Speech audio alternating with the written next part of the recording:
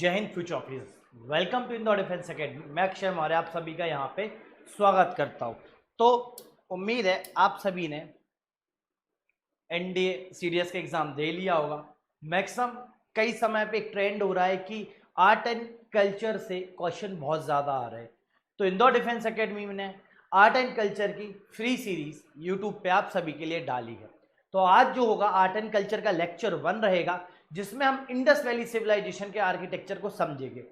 एक चीज क्लियर कर देता हूं, ये आज बिल्कुल बेसिक लेक्चर रहेगा, क्योंकि मैक्सिमम आर्ट एंड आर्किटेक्चर जब हम हिस्ट्री एंशिएंट हिस्ट्री की सीरीज चल रही थी इंडोर डिफेंस एकेडमी के यूट्यूब चैनल पे, तब हमने वहां डिटेल में जाके हर एक आर्किटेक्चर और आर्ट को समझा था। उसकी लिंक आपको बायो में मिल जाएगी, कमेंट बॉक्स में। तो चलिए आर्ट एंड आर्किटेक्चर को समझते हैं और आईवीसी का आज हम आर्किटेक्चर को समझेंगे। क्लियर है ये वाली बात सभी को? तो सबसे पहले क्वेश्चन है कि architecture is not a modern फिनोनेमा.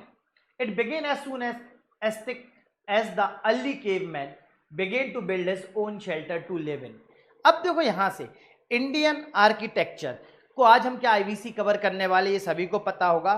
तो आर्किटेक्चर से ही मैक्सिमम क्वेश्चन आते हैं, टेम्पल आर्किटेक्चर इस बार भी हर बार भी, ये चीज आप सभी को पता होगी। क्लियर है ये वाली बात? तो पहला क्वेश्चन है व्हाट इज आर्किटेक्चर, कि आर्किटेक्चर क्या है और क्यों हमें इसकी जरूरत है। ये आप सभी के लिए इंपॉर्टेंट एक टॉपिक हो जाता है ना। और क्यों हम इसे स्टडी करते हैं, वाई वॉट ये बट वाई हाउ वाले जो अपने कॉन्सेप्ट्स है, इस पे भी हम अप्लाई करेंगे। बट वाई और हाउ, ये तीन कॉन्सेप्ट हम इसमें भी लगाएंगे और समझेंगे कि ये हमें इंपॉर्टेंट क्यों होते हैं। तो यार देखो आर्किटेक्चर की शुरुआत है ना, तो भैया क्या लिखा है, मॉडर्न फिनोनेमा नहीं है। अभी आर्किटेक्चर की शुरुआत नहीं हुई है। मतलब जब हमारे पूर्वज या इंसान ने पेड़ों की रिलेटिव सेफ्टी छोड़ के प्लेन्स में आना चालू कर दिया था, तब से ही क्या है, आर्किटेक्चर की शुरुआत है। यहां तक क्लियर हो गया सभी को? आर्किटेक्चर की शुरुआत कब से? जब से हमारे पूर्वज या इंसानों ने पेड़ों की रिलेटिव सेफ्टी छोड़ के कहाँ आना चालू कर दिया था, प्लेन्स में आना चालू कर दिया था। क्लियर हो गई ये वाली बात? तो अब यहां से क्वेश्चन आएगा कि भैया आर्किटेक्चर कब से शुरू हुआ? तो अर्ली केवमैन से आर्किटेक्चर हमारा शुरू हुआ है। यहां तक क्लियर हो गई? आर्किटेक्चर यहां से स्टार्ट हुआ। प्रेजेंट डे आर्किटेक्चर क्या है? अगर हम प्रेजेंट डे के आर्किटेक्चर की बात करें, प्रेजेंट डे आर्किटेक्चर क्या है, तो भैया आप हाउस ले सकते हो, ठीक है, जिसे हम शेल्टर्स बोल देते हैं। शेल्टर एक यूटिलिटी वाली चीज है, यूटिलिटी वाली चीज है, ध्यान रखना। जो भी इसमें आर्किटेक्चर में वो सारी यूटिलिटी वाली चीज होगी, ठीक है। हाउसेज हो गया, पब्लिक प्लेस हो गए, ऑफिसेज हो गए, गार्डन्स हो गए, ये सारे क्या हो गए आपके आर्किटेक्चर्स हो गए, याद रखिएगा। साथ साथ जैसे कुछ वेंटीज हो गई, वेनिटीज हो गई, टूरिज्म के लिए कुछ आपने पिलर्स डिजाइन वगैरह बनाई। टेम्पल्स हो गया, अगर टेम्पल्स लिख लाऊं तो यहाँ सीधा एक बात लिख दूं, रिलीजियस एक्सपेक्ट भी हो गया। तो ये सारे आपके क्या है, आर्किटेक्चर है प्रेजेंट डे। ऐसे ही उस समय भी कुछ ना कुछ आर्किटेक्चर रहे थे। क्लियर है ये वाली बात?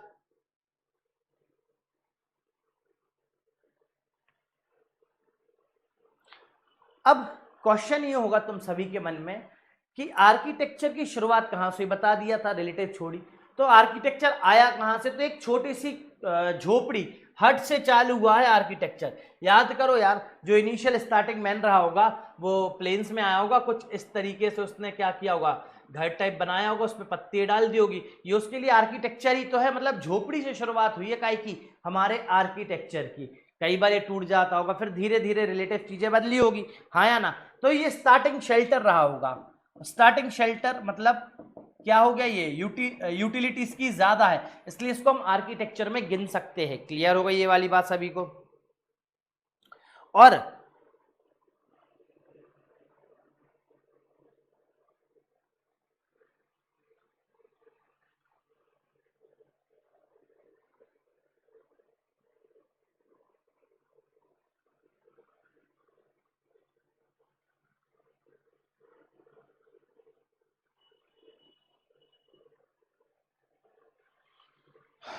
जब, ठीक है, स्टार्टिंग शेल्टर है ये किसका, अर्ली मैन का। तो जब हम प्री से कहाँ जाएंगे, प्रोटो जाएंगे, और प्रोटो से कहाँ जाएंगे, एंशिएंट में जाएंगे, तो हम क्या पाएंगे, इंसान का आर्किटेक्चर अब सिर्फ शेल्टर के लिए नहीं है, वो कुछ बताना भी चाह रहा है। क्लियर हुआ ये वाली बात? वो आर्किटेक्चर क्या है, कुछ कहने की कोशिश कर रहा है, जैसे रिलीजियस स्तूप, अशोक के रॉक एडिक्ट्स, ये सब कुछ ना कुछ कहने की बात कर रहा है। और जैसे ही जब हम एंशिएंट में एंटर करेंगे तो आर्किटेक्चर गवर्नमेंट, गवर्निंग बॉडी के द्वारा बनाया जाएगा, या कहीं कहीं रिलीजियस एस्पेक्ट में भी बनाया जाएगा, रिलीजियस बॉडी या गवर्निंग बॉडी के द्वारा। और ये शेल्टर के, इसके पीछे की सच्चाई क्या रहेगी, ये शेल्टर क्या बोलना चाहेंगे, तो ये हो सकता है पॉलिटिकल, इकोनॉमिक और सोशल चीजें बताना चाह रहे हो उस समय के लोगों की, या कुछ चीजें मोटिव्स रहे हो जो यूटिलिटी में यूज हो सके। क्लियर है ये वाली बात सभी?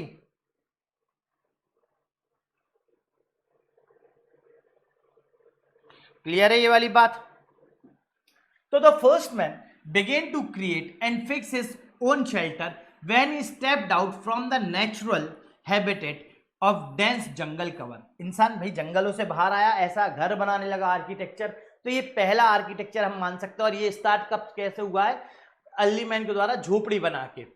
With the artistic faculties of man awakened the search of for large and better shelter spaces, he began to build with inherent aesthetic sense shelter that seem pleasing to the eyes। यार एक common सी बात है, तुम सभी को पता होगा, shelter बना रहा है ना। शेल्टर क्या है, एंशिएंट टाइम में उसके पहले से शेल्टर थे और उसकी यूटिलिटी ज़्यादा थी। अब देखो आज भी है, मॉडर्न हमारे अंदर सुंदरता को देखने की बहुत ज़्यादा इच्छा होती है, सुंदर घर। आज की डेट में तो आर्किटेक्चर जो हो रहा है, आज के इंजीनियर ने बहुत ज़्यादा कॉम्प्लेक्स कर दिया है, पर उस समय उस मानव ने भी जब अपना घर बना रहा था तो उसे सुंदर बनाने की कोशिश की थी कि देख के अच्छा लगे। कॉमन सी बात है, और ये हर एक ह्यूमन के अंदर, हर एक लिविंग बीइंग के अंदर है कि हमें सुंदर दिखना है। फूल सुंदर है तभी उसके ऊपर मधुमक्खी आके बैठती है, ठीक है। जो सुंदर होता है वो हमें लुभाता है और हम उसकी ओर अग्रसर होते हैं। क्लियर है ये वाली बात? Thus the emerged architecture which is combination of need, imagination, capacity to builders and capabilities of the workers। ये बहुत ज्यादा इंपॉर्टेंट लाइन है, इंपॉर्टेंट। देखो जैसे जैसे चीजें बदलती गई समय के साथ तो आर्किटेक्चर भी बदलता गया। कैसे आर्किटेक्चर बदला? जैसे इमेजिनेशन, उनने सोचा यार हमें घर बनाना है, तो उनने ऐसे पत्थर जमाते गए, ऐसे जमाते गए, तो ऐसा कुछ बना दिया। तो पिरामिड टाइप का हमें शेप हमारे एंशिएंट सभ्यता में बहुत ज्यादा देखने को मिला है। क्लियर हुई ये वाली बात?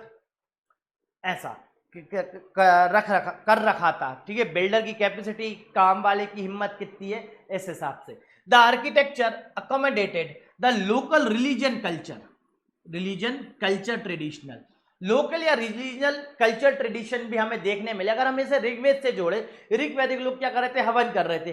अगर वो खुले में हवन करे और बारिश हो गई तो यज्ञ तो भंग हो गया, तो उन्होंने क्या किया, उसके ऊपर एक हट टाइप बना दिया, तो ये हो गया। साथ साथ अगर हम ये सोचे सभा समिति है, ऋग्वेद के टाइम की एग्जाम्पल ले, सभा समिति है। अब सभा समिति में लोगों की क्या होगी, मीटिंग्स होगी, तो हमें मीटिंग्स हॉल देखने को मिलेंगे। मतलब उनकी जो यूटिलिटी है, उनकी जो जरूरत है, उस जरूरत को पूरा कर रहा है। तो हम उसमें क्या देख रहे हैं, आर्किटेक्चर्स देख रहे हैं। जैसे वेदी टाइप बना दिया, ऐसा ऊपर गुंबद बना दिया, जैसे आजकल आप देखते हो ना, ऐसा हट टाइप बना देते, उसके नीचे एक वेदी बना देते जिसमें बारिश हो तो हवन यज्ञ भंग ना हो। ये सारी चीजें रही है यहाँ पे। Requirements, economic prosperities, religious practice, different times. अब हमें क्या, उस समय की सोशल रिक्वायरमेंट है, गण संघ है या ऋग्वेद की सभा समिति है, तो हॉल चाहिए भैया, वहां सबकी मीटिंग हो सके। रिलीजियस प्रैक्टिसेस है, जैसे कि आपको अभी बता दिया ऋग्वेद में हवन वाला। और साथ साथ इकोनॉमिक प्रोस्पेरिटी। देखो आज भी जिसका घर जितना ज्यादा अच्छा होगा, हमें पता चल जाएगा वो कितना पैसे वाला है, ठीक है। तो ये रिलीजियस प्रोस्पेरिटी को भी दिखाता है। Hence, the study of architecture reveals to us the cultural diversities and help us to understand the rich tradition of India। बहुत ज़्यादा इंपॉर्टेंट बात है, ये काफ़ी लंबे समय से हम समझ रहे हैं कि भैया इंडिया में कल्चरल डाइवर्सिटी बहुत ज़्यादा है। इसको समझने के लिए एक पैटर्न याद रख लेना जो कि आपको इजी रहेगा, ठीक है। कैसा कल्चरल डाइवर्सिटी, अगर हम इंडिया का मैप बनाएं, अगर हम बात करें ये विंध्यास की रेंजेस हो गई, तो सबसे इनिशियल स्टार्टिंग आईवीसी, तो आईवीसी का कल्चर यहाँ इस वाले एरिया में क्या रहा भाई, ऋग्वेद रहा। फिर जब ये खत्म हो गया तो इस वाले एरिया से क्या ओरिजिनेट हुआ, मगध तो 16 महाजनपद इस साइड आया। फिर धीरे धीरे जब हम आगे बढ़े तो हमने क्या देखा, मॉर्यंस का इस पूरे एरिया में क्या रहा, आर्ट एंड आर्किटेक्चर इन्फ्लुएंस रहा। फिर बाद में इंडिया में क्या होगा, इन्वेजन्स हो गए, जैसे शाक्य, सिंथियन, सिंडो ग्रीक, ये सब एंटर, कुषाण आए, फिर इनका कल्चर हमें देखने मिला। ये सारे कल्चरों से अलग अलग कल्चरों के डाइवर्सिटीज क्या रही, बढ़ती गई। यहां तक क्लियर हो गया। अब एक चीज याद रखना, यहां से डाइवर्सिटीज तो क्लियर हो गई अलग अलग, जैसे साउथ इंडिया में शुंग आपको चालुक्यास मिलेंगे, पल्लवास मिलेंगे, वक्टकेस मिलेंगे, सदवानास मिलेंगे, इनके अलग अलग आर्किटेक्चर है। अलग एक आर्किटेक्चर आया, जब उसका डाउनफॉल आया तो दूसरा आया, तो एक नया पैटर्न का आर्किटेक्चर मिलेगा आपको।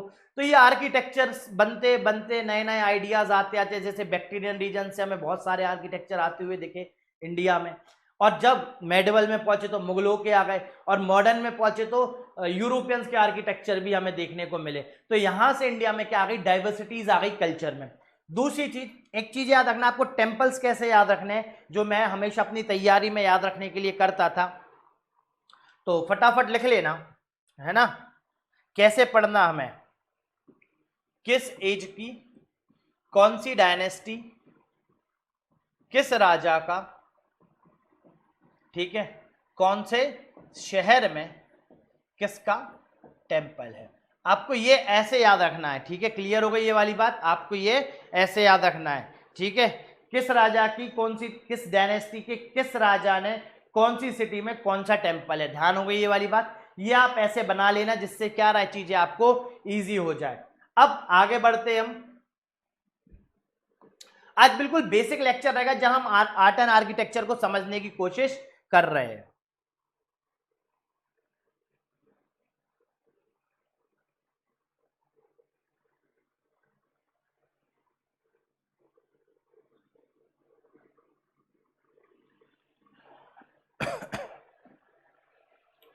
अब Indian architecture evolve with various ages in different parts and region of the country.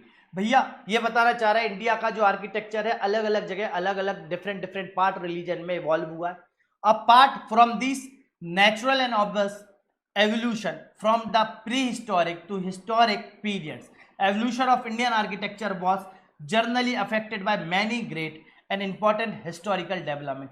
अब देखो, एक तो कुछ हमारे नेचुरली हुआ है इवॉल्व, साथ साथ एक हुआ है कहां से, बाहर से आने वाले लोगों के द्वारा। नेचुरली कैसा हुआ, इनिशियल स्टार्टिंग में आईवीसी था, आईवीसी से ऋग्वेदिक लोगों में थोड़ा डिफरेंस था, ऋग्वेदिक लोगों से थोड़ा सा डिफरेंस कहां में आया, लेटर वैदिक में आया। फिर 16 महाजनपद में हम बदलाव देखेंगे।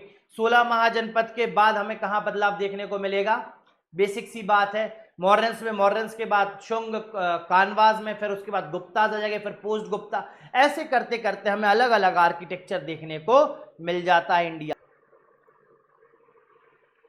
ठीक है। The naturally the emergence of the decay of the great empire and dynasty in the subcontinent, each of their way influence the growth and the shaped the evolution of Indian architecture. अभी बताया था, ऋग्वेद के बाद letter वैदिक आया तो इसके decline की वजह से उसमें कुछ चेंजेस आया, महाजनपद आया तो उसमें कुछ चेंज आया, मॉर्यंस एम्पायर आया तो उसमें चेंज आया, फिर शुंग और कानवा ने थोड़ा सा आर्किटेक्चर को चेंज करा, फिर गुप्तास के टाइम पे अगर हम बात करें मौर्य, स्पेशली पोस्ट मौर्य में, अगर पोस्ट मौर्य में क्या हो गए, इन्वेजन्स हो गए, मैक्सिमम वजह क्या रही, इन्वेजन्स, बहुत सारे इन्वेजन हुए, जैसे शाक्य, सिंथियन, इंडो ग्रीक, कुषाण, ये इनके इन्वेजन हुए, तो इनका आर्किटेक्चर हमें मथुरा तक इन्फ्लुएंस करते हुए मिलेगा। साथ साथ उसके बाद क्या हो जाएगा, गुप्तास का आर्किटेक्चर हमें इन्फ्लुएंस करते हुए, गुप्तास के बाद पोस्ट गुप्ता का आर्किटेक्चर हमें इन्फ्लुएंस करते मिलेगा, पोस्ट गुप्ता के बाद अर्ली मेडिवल पीरियड का आर्किटेक्चर चेंज होगा, फिर मुगल्स आ जाएंगे, मुगल्स का आर्किटेक्चर्स की वजह से बदलाव आएगा, फिर आखिरी में कौन आएंगे, यूरोपियंस आएंगे, तो यूरोपियंस की वजह से भी इंडियन आर्किटेक्चर में क्या आएगा, बदलाव आएगा। मतलब एक चीज तो हमें क्लियर है कि हर कुछ एक स्नैप में नहीं हुआ है, चीजों में क्या लगा, टाइम लगा। अब देखें, external influence have been also shape the nature of Indian architecture as so as the influence of different region and of the country। देश के अलग अलग कोनों के अलग अलग चीजों की वजह से इसमें क्या है, बदलाव है। जैसे कि आप देखोगे राजपूत में, राजपूत आर्किटेक्चर में आप मुगल प्लस यूरोपियन का मिक्सचर पाते हो राजपूत आर्किटेक्चर में। ये कहां से आया? मुगलों से मिला, यूरोपियन से मिला, तब जाके एक आर्किटेक्चर रेडी हुआ है। क्लियर हो गई ये वाली बात सभी को? अब आ जाइए आज के टॉपिक में। मेरे हिसाब से आप सभी को बेसिक क्लियर हो गया होगा कि आर्ट एंड कल्चर क्या होता है, कैसे हमें उसे पढ़ना है, क्या उसके लिए अप्रोच रखनी है। क्लियर है? तो आज बेसिक सा रहेगा, ज्यादा रॉकेट साइंस नहीं है। इंडस वैली सिविलाइजेशन का हमें क्या पढ़ना है? आर्किटेक्चर पढ़ना है। इसको हम हमारे एंशिएंट के लेक्चर नंबर 5 में कंप्लीट कर चुके हैं। क्लियर है ये वाली बात? लेक्चर नंबर 5 में हम ऑलरेडी इसे पढ़ चुके।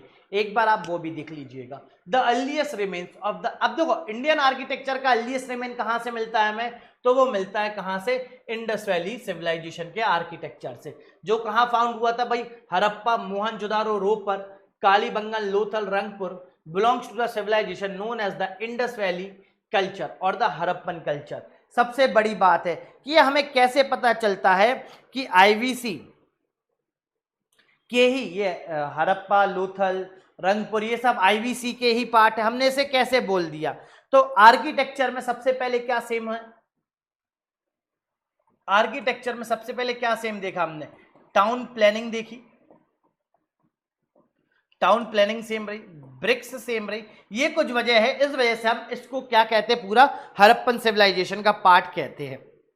साथ साथ हमने कुछ फेसेस पढ़े थे, pre Harappan stage, early Harappan stage, mature Harappan stage, mature Harappan stage और लेट हड़प्पन स्टेज।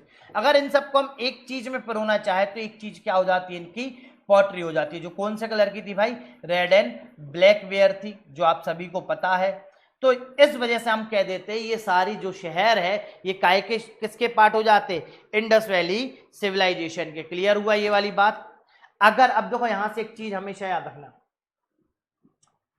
अगर यूपीएससी में आपको क्वेश्चन आता है कि हड़प्पन कल्चर, ठीक है, हड़प्पन कल्चर, तो इसका सीधा सिंपल मतलब है वो काय की बात कर रहे हैं? मैच्योर हड़प्पन कल्चर की बात कर रहे हैं। काय की बात कर रहे हैं? मैच्योर हड़प्पन कल्चर की बात कर रहे हैं। क्लियर हो गई? अगर उन्हें अर्ली, पोस्ट या लेट पूछना होगा तो वो उस पर्टिकुलर वर्ड को यूज करके आपसे क्वेश्चन पूछ लेंगे कि early Harappan culture, post Harappan या प्री हड़प्पन कल्चर। ध्यान रखिएगा इस चीज का। The Harappan people had constructed mainly 3 types of building, dwelling house, pillared halls and public baths. देखो यार, इनने 3 प्रकार के घर बनाए। ड्वेलिंग हाउस मतलब ऐसा डबल स्टोरी मकान, ठीक है। पिलर्ड हॉल मतलब ऐसा एक हॉल है, उसमें पिलर्स है, ठीक है, फिर पिलर्स के ऊपर ऐसी छत है जहां क्या मीटिंग हो सके। और पब्लिक बाथ, पब्लिक बाथ तो आप सभी को पता है मोहनजोदारो में जो मिला है। तो ये है पूरा एरिया किसका? आईवीसी का। और ये कहाँ सिचुएटेड है? इंडस वैली रिवर के पास में। जैसे कि ये पूरा एरिया क्या होगा? इंडस वैली सिविलाइजेशन का एरिया होगा। यहाँ में बहुत सारी चीजें, पूरे एरिया की क्या देखी हमें? सेम टाउन प्लानिंग सेम देखिए। याद रखिएगा इस बार क्वेश्चन था कहाँ से? शॉर्टुगई से था एनडीए में, सीडीएस में, कि भैया एनडीए में था शॉर्टुगई से कि हमें क्या काय के कैनल के एविडेंस कहाँ से मिलते हैं, तो शॉर्टुगई ज्यादा सही आंसर हो जाएगा। अब ये देख लो, यहाँ ये पूरी है। अगर आपको ये पीडीएफ चाहिए तो इंडोर डिफेंस एकेडमी के टेलीग्राम चैनल पे जाके आप ये पीडीएफ ले सकते हो और एक बार इस मैप को अच्छे से स्टडी कर सकते हो। तो यहाँ अगर आपको सिटीज देखने को मिल रही है, ढोलावीरा हो गई, छोटो देसलपुर हो गई, ये सारी आपकी क्या हो गई? पोर्ट सिटीज है। इसमें आपकी मैक्सिमम सिटीज कवर है। ये देखो, ये पिलर सॉल है, ऐसे पिलर निकले होंगे। अभी क्या समय के साथ टूट गए यार, ये दफन मिले तो इसका क्या होगा? कंस्ट्रक्शन खराब हो गया, तो ये ऐसा रहा होगा। ये देख रहे हो आप, सिटाडेल है। क्लियर है ये वाली बात? ये देखो, ये क्या हो गया? लोअर हाउस हो गया। ये पिट ड्वेलिंग है, यहाँ में सीढ़ियाँ मिली है कि डबल मंजिला मकान बना होगा। और ये यहाँ पे क्या है? सिटाडेल है। तो इस तरीके के हमें एविडेंस मिले। अब ईट देखो, ये अब देखो यार, पक्की ईटों के मकान बना रहे, बर्न्ड ब्रिक्स के। वो ये क्या हो गया आपका? क्या होगा? ग्रेट बात हो गया। ये कहाँ मिला? मोहनजोदारो में। अब यहाँ भी कमरे। अब ऐसा हो सकता है आप प्रीस्ट रहते हो या चेंजिंग रूम रहे हो। और साथ साथ सबसे बड़ी बात ये वाटर प्रूफ है और आज भी यूजेबल है। अगर आज आप इसे यूज करना चाहो तो ये आज भी करंटली भी फंक्शनिंग है। ये वाला क्या ग्रेट बात है। इनका स्विमिंग पूल रहा होगा। अब पढ़ते कुछ main features. This settlement could be traced as far as back the 3rd millennium BC। 3rd millennium BC मतलब मैच्योर हड़प्पन एज कब रही होगी? 2500 बीसी के आसपास के हमें ट्रेसेस देखने को इजीली मिल जाते हैं। क्लियर है ये वाली बात? Some important settlement were exhibited on the bank of the river Indus, particularly at the banks that provided water, easy means of transport and produce and other goods, as soon the protection by way of natural barriers of the river। अब देखो पहली चीज, जितने भी हमें शहर मिलेंगे maximum शहर नदियों के आसपास रहेंगे। अभी जो नदियों के आसपास शहर है वहां इजीली ट्रांसपोर्ट है और नदियां उन्हें नेचुरल बैरियर्स भी दे रही है प्रोटेक्शन का, साथ साथ फूड प्रोड्यूसिंग फर्टाइल लैंड भी इजीली प्रोवाइड करा रही है ये नदियां, तो इस वजह से यहाँ पे रह रहे। All the sites consisted the walled cities which provided security to the people. जो भी शहर है वो क्या है, पूरे वॉल्ड है, क्या है, पैक्ड है, फोर्टिफाइड है, चाहे वो लोअर हाउस हो चाहे वो अपर टाउन हो, वो क्या है, फोर्टिफाइड है। The cities had a rectangular grid pattern of layout with the road that cut each other on 90 degree angles. अब जो रोडें बनी है उनकी ऐसी बनी है, हर 90 डिग्री एंगल पे एक दूसरे को क्या कर रही, कट कर रही। ये उनका रोडों का आर्किटेक्चर है। मतलब एक चीज समझ में आ रही है, जिसने भी आर्किटेक्चर करा है पूरे शहरों में एक चीज कॉमन है कि प्लान्ड टाउन प्लानिंग है। अब एक क्वेश्चन यहां से, कर्व्ड वाला जो है, कर्व्ड अगर हमें ओवल शेप में कहां रोड कटिंग देखने को मिली, फटाफट कमेंट करके बताना, रोड कटिंग कहां देखने मिली हमें ओवल वाली।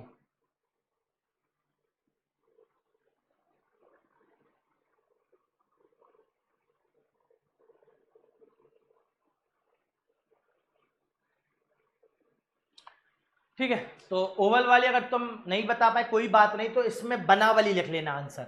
The city drains were laid out with the greatest skill and forethought. और ड्रेनेज सिस्टम तो इनका बहुत बेहतरीन रहा है, हर शहरों में हर सिटीज में हमें क्या देखने को मिली है, ड्रेनिंग सिस्टम मिला है। The Indus valley people use the standardize burned mud bricks as building material. अब उनने हर जगह कौन सी यूज करी है, बर्न्ड ब्रिक्स यूज करी है, चाहे वो फोर्टिफिकेशन हो, पर एक जगह फोर्टिफिकेशन के लिए उन्होंने बर्ड ब्रिक्स यूज नहीं करी, स्टोन ब्रिक्स यूज करिए। कमेंट करके बताना, क्योंकि मैं हिस्ट्री जब एंशिएंट पढ़ा रहा था तब आपको बताया था बर्ड ब्रिक्स कहां उन्होंने यूज की है। अब ये देखो, ये जो मेन है स्ट्रक्चर है, ये बनाया गया है, कोशिश करी गई है कि ऐसा है। अब देख रहे हो ये लोअर हाउस की बाउंड्री वॉल है, ये पूरा कवर है, ठीक है। और ये सिटाडेल भी अलग से क्या है, फोर्टिफाइड है, देखो ये अलग से फोर्टिफाइड है।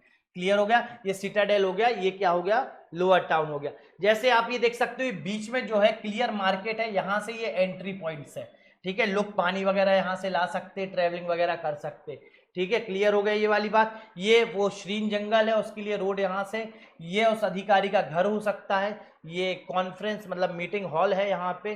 क्लियर है ये वाली बात। ऐसे कुछ प्रकार से घर बनाया गया था। ये मैदान बनाया है उन्होंने ग्राउंड वगैरह खेलने के लिए, इस तरीके से। और ये वाली जो एरिया यहाँ, ये क्या करते थे, कैटल मार्केट लगता था। क्लियर हो गई ये वाली बात सभी को, क्लियर हो गई। और कहाँ है, ये आपका ग्रेट बात है, मतलब ये स्विमिंग पूल है रईसों के लिए। क्लियर हो गई। इस तरीके से शहर को ने क्या किया था, डिजाइन किया था अपने लिए। क्लियर है। और ये आप एरियल व्यू है, थोड़ा थोड़ा रफली ऐसे ही रहा होगा उनका शहर, जो आप देख सकते हो। There is a evidence of building of big dimensions which perhaps were public buildings, administrative and business central, pillared hall and courtyard। अगर हम वहां के घर देखें तो ज्यादातर क्या है, पब्लिक बिल्डिंग्स है, एडमिनिस्ट्रेटिव है, बिजनेस सेंटर्स है, पिलर्ड हॉल मिले और कोर्टयार्ड भी मिला है। ये हम सभी को पता है कि हमने वहां कोर्टयार्ड भी देखा है। There is no evidence of temple, the most important thing of IVC, कि हमें वहां किसी भी प्रकार का टेम्पल के एविडेंस देखने को नहीं मिले। Public building including granaries which were used to store grains which give an idea of an organised collection and distribution system. अब देखो बेसिक सी बात है, इनके टाइम करेंसी या कॉइन तो डेवलप हुए नहीं है। ये जो भी व्यापार कर रहे हैं, ये काय में कर रहे हैं, बार्टर सिस्टम में कर रहे हैं। तो इनके लिए ट्रेजरी क्या होगा, इनका अनाज हो गया। और वो ट्रेजरी अनाज है, इस वजह से उन्होंने क्या बना रखा है, ग्रेनरीज बना रखे, जहां पे ये अनाज क्या करते थे, स्टोर करते थे। ये रही ग्रेनरीज। अब यहाँ की दीवारें तो टूट गई है, पर ये उनकी ग्रेनरीज है, ऐसा माना जाता है। ये ग्रेट बाथ नहीं है, ये ग्रेनरीज है। यहाँ गलत प्रिंट हो गया है। along with the large public building there is a evidence of small one roomed construction that appear to be working people quarters. अब जो लोग काम कर रहे हैं उनके लिए क्वार्टर्स भी बना रखे हैं इन लोग ने, एक कमरे का मकान भी हमें देखने को मिला आईवीसी में. The Harappan people were great engineer as is evident from the public bath that was discovered at Mohenjodaro. अब ये बहुत अच्छे इंजीनियर्स थे, ये लोग अच्छा काम करना जानते थे, क्योंकि हमने क्या देखा भाई, इन्हें क्या देखी, ग्रेट बाथ, जो कि हमें कहाँ मिली, मोहनजोदारो में. The great bath is called, it is called great bath बोलते हैं हम उसे. इट स्टिल फंक्शनिंग, आज भी फंक्शनिंग है, कोई भी आज में उसमें लीकेज नहीं है और कोई भी क्रैक्स अभी तक नहीं आया है. जैसे अगर अब तो बारिश कम होती है, अगर बारिश होने लगे तो इसमें पानी भर जाता है और वो लीक नहीं होता. ड्रेनेज सिस्टम प्रॉपर है इसका, सारी चीजें मतलब करंटली ये फंक्शनिंग है ये वाला. The existence of what appear to be public bath place shows that importance of ritualistic bathing and cleanliness in this culture. अगर हम इनका देखें, सभ्यता देखें, कल्चर देखें, तो हमें एक चीज पता चलती है, ये क्लीनिनेस और इन सब के लिए क्या रहते थे, बहुत ज्यादा अवेयर रहते थे. उस समय किसी भी सभ्यता में इतनी साफ सफाई को लेके अवेयरनेस नहीं थी. It is the significant that most of the house had a private wells and bathroom. और सबसे मोस्ट इंपॉर्टेंट थिंग, हर घर में प्राइवेट मतलब खुद के कुएं और खुद की बाथरूम है. इतने ज्यादा ये क्या थे, अवेयर थे अपने हाइजीन को लेके. At some times the dominant citadel was exhibited in the western part containing the public building and including the granaries. और सिटाडेल हर जगह मिला है, सिर्फ हमें कहाँ नहीं मिला सिटाडेल, फटाफट कमेंट करके बताओ, मैं तुम्हें टाइम देता हूं. कहाँ नहीं मिला हमें सिटाडेल देखने को?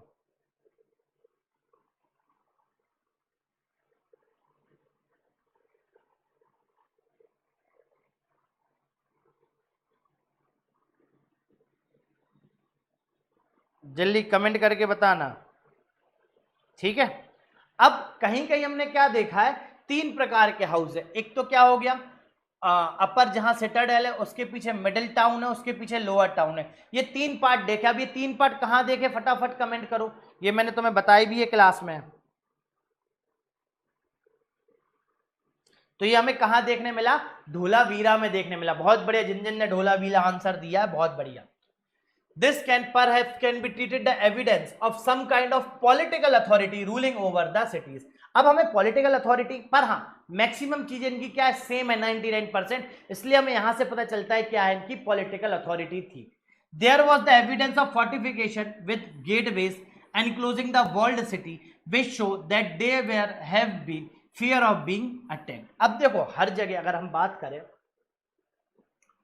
इस वाले में बात करें तो ये फोर्टिफाइड है, ये फोर्टिफाइड है हर जगह से, ठीक है. अब ये फोर्टिफाइड क्यों रखा गया है, या तो देखो समुद्र बाढ़ से बचने के लिए, फ्लड के लिए, पर कई शहर आईवीसी के नदियों से दूर भी बसे, वहां भी हमने क्या पाया, फोर्टिफिकेशन पाया. मतलब उन्हें कहीं ना कहीं ये डर रहता था सबसे बड़ा कि कोई क्या ना कर दे, इन्वेजन ना कर दे, अटैक ना कर दे. इस वजह से ये खुद को क्या करते थे, फोर्टिफाइड रखते थे. क्लियर है ये वाली बात. Lothal, a sites of Gujarat also have been remains of dockyard providing the trade flourish in those time by the sea. और लोथल में हमें क्या देखने को मिला, एक डॉकयार्ड देखने को मिला है, जो कि बताता है क्या है भाई, ये व्यापार किया करते थे. क्लियर है ये वाली बात सभी को. और एक शहर जो मैंने पूछा था तुमसे, चानंदारो में किसी भी प्रकार का फोर्टिफिकेशन हमें नहीं मिला. There is a certain dull plainness about the architecture which may be due to their fragmented and renewed condition, and it is not possible to know enough about the architecture skills and taste of the people. अब देखो IVC का ज्यादा हमारे पास क्या नहीं है, evidence नहीं है आर्किटेक्चर के. क्यों? क्योंकि वो दफन मिले, धुंधले से मिले, टूट गए, कई मतलब संभाल के नहीं रखे जा पाए, इसलिए वो टूट गए या खत्म हो गए. पर कहीं ना कहीं हमें एक मोटा मोटा आइडिया हो जाता है. क्लियर है ये वाली बात. There does not appear to be any connection between the cities built around 3rd millennium and the beginning of the historical period of Indian history, mainly the time of Greater Mauryas and Magad. अब ये जो लाइनें ये बताना चाह रही है तो मैं, जो आईवीसी है, IVC is the first urbanisation, ठीक है। और जो हमारा 16 महाजनपद है, 16 महाजनपद, वो क्या है, सेकेंड अर्बनाइजेशन है। इनमें कोई भी कॉमन चीज नहीं है। हाँ, शहरीकरण है ये आप बोल सकते हो, पर कॉमन नहीं है। क्यों? क्योंकि आईवीसी के लोग बहुत ज्यादा क्लीनिनेस की ओर ध्यान दिया करते थे, ठीक है, बाथरूम टॉयलेट से बनाना और साफ सफाई रखना। पर भारत के उस समय के जो भी शहर डिजाइन हुए, देखो जो प्लेन टाउन्स है वहां तो तुम्हें देखने मिलेगा कि क्लीनिनेस है, पर जो अनप्लेन टाउन है, जो कि बना दिए गए, वहां आपको क्लीनिनेस देखने को नहीं मिलेगी। भारत की सोसाइटी का स्ट्रक्चर ऐसा कर दिया गया कि शहर तो बना दिए गए, पर वहां साफ सफाई, क्लीनिनेस या हाइजीन का ज्यादा ध्यान नहीं रखा गया। इसलिए हमें आईवीसी और 16 महाजनपद में कोई सेम चीजें देखने को नहीं मिलती है। तो यार आज के लिए बस इतना ही। अगले लेक्चर में हम डिस्कस करेंगे मॉडर्न्स का आर्ट एंड आर्किटेक्चर, जहां हमारा सबसे ज्यादा फोकस रहेगा, क्योंकि यहां से बहुत सारे क्वेश्चन आते हैं। जब तक के लिए जय हिंद, जय भारत।